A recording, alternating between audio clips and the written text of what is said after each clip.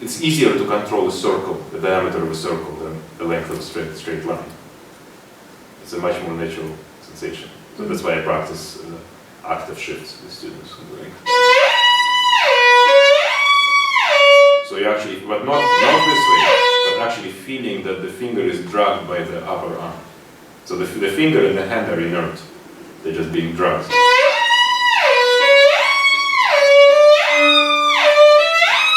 I'm just going up and down the fingerboard that way. Well, we had one day of lessons yesterday and another one coming today, and students are wonderful, very responsive, very good players. We talked about sound production and being able to play relaxed and good posture and all the usual kitchen stuff. Everything. I went through a complete technique change with Pinko Zuckerman and with Paddy Kopek, who was teaching with him when I was 19. So kind of the concept of physically correct playing is very much, in my consciousness. And when I started teaching, it was one very important aspect for me. For me, playing without shoulder rest is just part of that. It's part of more dynamic and ergonomic way of playing the instrument. Because for me, the shoulder rest creates a barrier. Because your whole body has to be flexible and in constant kind of spring. And it's hard to be flexible around one fixed point.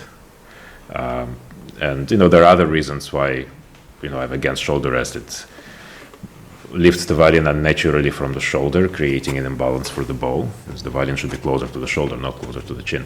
So if needed, I usually build up the chin rest. I also have some extra cork underneath to make it higher. Also, I find that the shoulder rest actually absorbs much more sound than a shoulder pad, even though it feels counterintuitive because the pad is leaning against the back. But I think it acts as a mute, it absorbs vibration. And, of course, you can argue against that because there are many shoulder rests now that come out, saying that they're specifically made not to absorb sound. But I also think that contact with your bones actually enhances vibration, at least, how you feel them, so you're able to control the sound more. But I think for me, the biggest thing is that it kills the dynamic of moving around the instrument. Without the head there, right? It's only you play 100% of momentum. How much bone you use depends on how much momentum you give your arm to the string, right? So if you want to get here, you imagine how much momentum you have to give to the string. And that's it, you don't add anything. Because that's where those, right? That's where this comes from. Yeah. Swing, swing. So the point of the swing, just to remind you, the point of the swing is to feel this bone completely detached from the shoulder joint. Yeah. Literally feel it pull out of the socket. Like this space expands. See, when you press here, it usually helps you feel. Yeah. And then you swing it to the string. I would say that 95% of students that I introduce it to take to it right away. I had a student yesterday who, had a shoulder rest that looked like it needed batteries. This huge thing going over the shoulder, and she was not such a tall person. It looked completely unbalanced, and then immediately I put my shoulder pad that I usually use, and it was just like she was born to play like that. We did the rest of the lesson without one.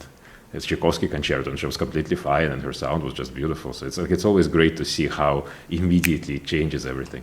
Yeah. Even though I do a lot of technical work and of course musical work, but I think for me the most important part as a teacher is actually students as people.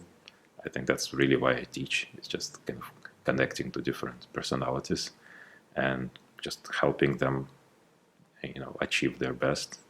As banal as it sounds, but that's really why I do it. Kind of opening up the soul a little bit, and of course, on the technical side, just teaching them to play so that they can express whatever they want to express in a most efficient manner.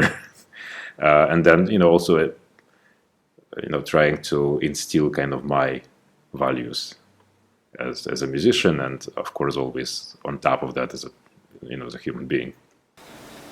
So you swing it, you plant it, you feel the weight, and then detach, pull the shoulder. There you go, That's better, you will press them. Right, because the fingers were stiff. Mm.